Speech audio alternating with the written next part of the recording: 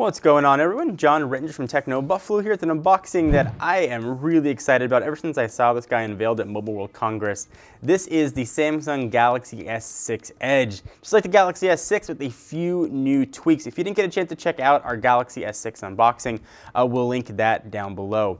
So the box here is completely redone for Samsung. Gone are the previous generation wood boxes that we used to see.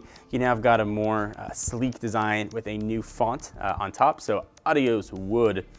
We've got the T-Mobile version here in 32GB configuration. It's going to be available for every major carrier and most minor carriers as well in 32, 64, 128GB sizes. Go ahead and slide that off. I've not yet seen one of these guys in person, so I'm very curious what this is going to look like. We can experience it together. We've got the white version. The Edge is also available in black, gold, green, or white, although they've got fancier names on that, but those are the colors that they are. Well, that feels very interesting. Really almost sharp edges. Not much to hold on to. Push it off to the side for a real quick second. See what else we're going to have inside of the box. We've got, looks like we've got some booklets and getting started guide and some welcome to T-Mobile information. Push all that off. We've got micro USB with a standard USB. You don't have a USB 3.0 on there anymore. A SIM removal tool, which I just threw. We've got your standard wall adapter, which is going to enable adaptive fast charging. And we've got a pair of headphones with different size ear gels and also noise canceling mic and volume control. But accessories and booklets are definitely not while you are here.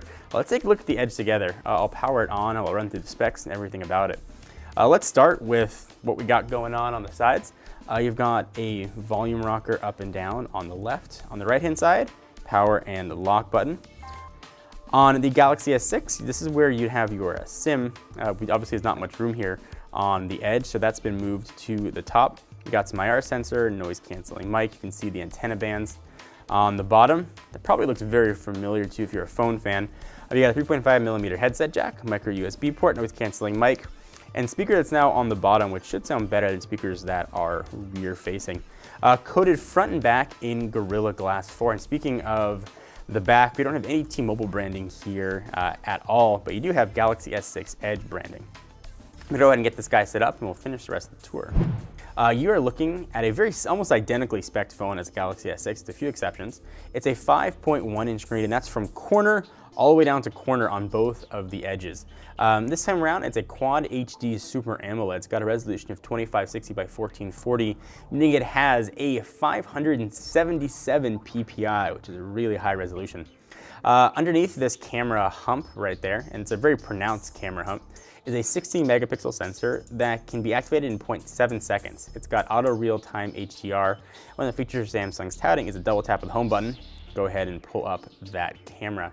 The front is a 5 megapixel sensor that has a 120-degree wide-angle lens, so you can get all your friends in that selfie shot.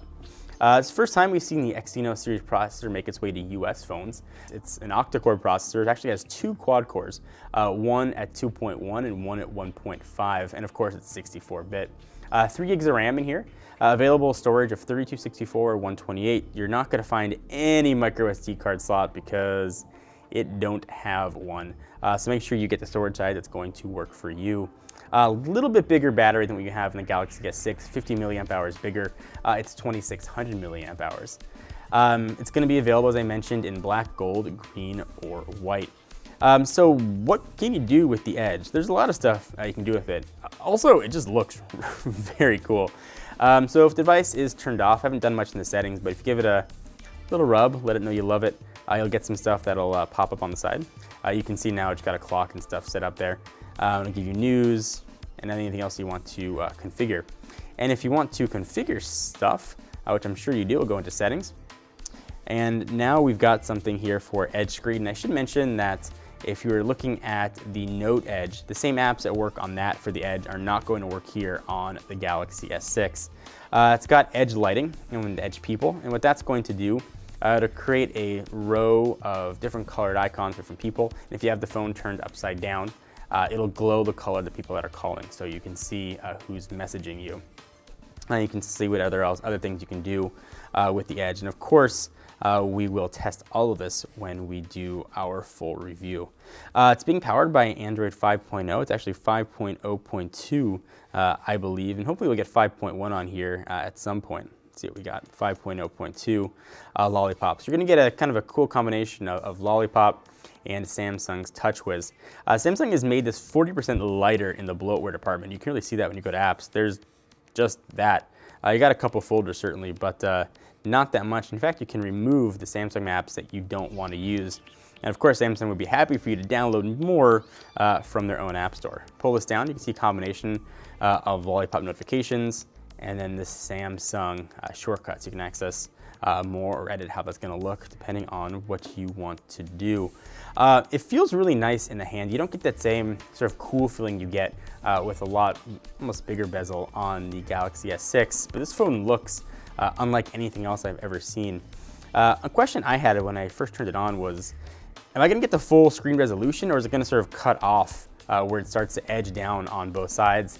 And actually it wraps around. You get the full screen resolution. So I've got Techno Buffalo queued up here, and you can see on the side, getting out to rotate, you can see on the side that it goes all the way through the edges as you're doing the scrolling. So it's a very neat effect. It doesn't take away anything at all. I really like what Samsung did with the Edge.